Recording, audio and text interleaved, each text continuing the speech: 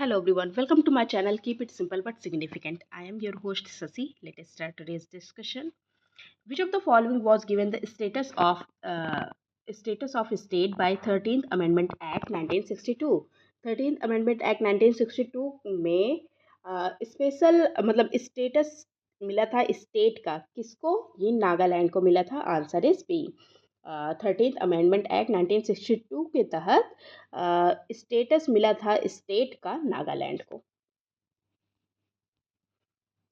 Which schedule was adopted by the first amendment to the Constitution of India? Constitution of India में first amendment किस schedule के द्वारा डाला गया था? तो ये नाइन्थ शेड्यूल था. फर्स्ट अमेंडमेंट के थ्रू नाइन्थ शेड्यूल डाला गया था और ये किया गया था 1951 को.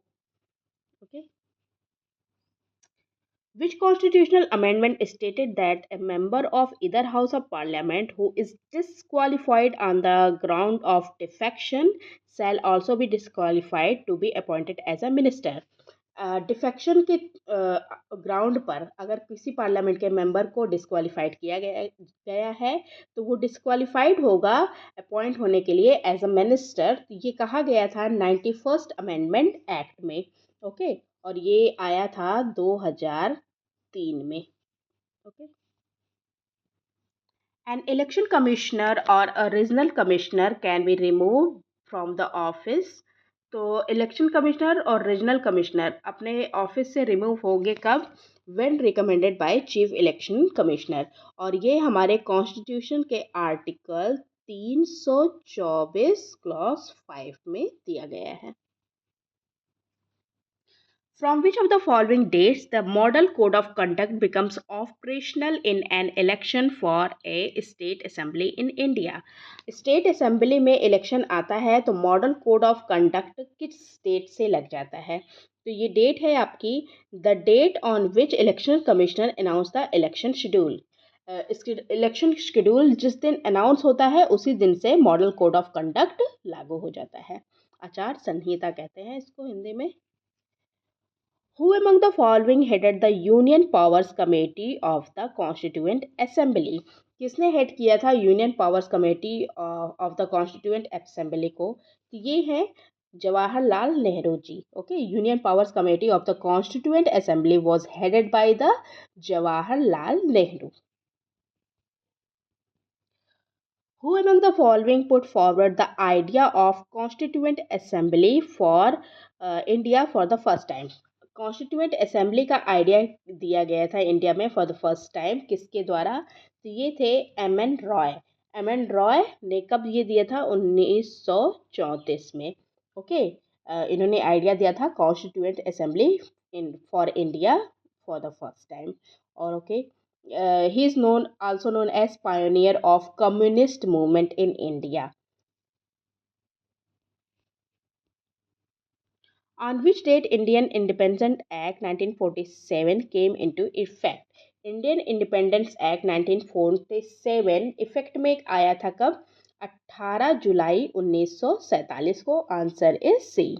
माउंटबेटन प्लान जो आया था 3 जून 1947 को आया मतलब पास हो गया था ब्रिटिश पार्लियामेंट के द्वारा. और इसने रिसीव किया था एसेंट को 18 जुलाई 1947 को. तो उसी दिन से इफेक्ट में आया Indian Independence Act 1947. In which year Dogri language was included in the 8th schedule of Indian constitution? 8th schedule में इंक्लूड किया गया डोंगरी लैंग्वेज को कब? 2003 में. Answer is C. और ये 92nd अमेंडमेंट एक्ट के द्वारा इंक्लूड किया गया था. ओके. 1 अक्टूबर 2024 को केंद्र सरकार ने किस भारतीय भाषाओं को शास्त्रीय भाषा का दर्जा दिया गया? Which Indian language have been given the status of classical language by central government on 1 October 2024? 1 अक्टूबर 2024 से किन भाषाओं को शास्त्रीय भाषाओं में इंक्लूड किया गया? तो देखिए पहले तो जो शास्त्रीय भाषा थी उनका नंबर था 6. बाद में 5 और ऐड किया गया है. अब हो गई है इसकी संख्या 11. इनमें है मराठी, पाली, प्राकृत, असमिया और बंगाली. इन पांचों को ही ऐड किया है. सो द आंसर इज ई. उपर्युक्त सभी, ऑल ऑफ द एबव। और सबसे पहले जो शास्त्रीय भाषा का दर्जा मिला था वो थी तमिल लैंग्वेज। तमिल लैंग्वेज को मिला था कब? 2004 में। और सबसे आखिरी में जब मिला था, मतलब इन पांचों के पहले, वो था ओडिया लैंग्वेज। ओडिया ओडिया को मिला था कब? 2014 में ये दर्जा मिला था। ओके, सबसे पहले तमिल, लास्ट वन था ओडिया, अब पांच को ऐड किया गया, अब हो गया है इसका संख्या 11। That's all for today. If you like my video, please do like, comment, share and subscribe. Thank you.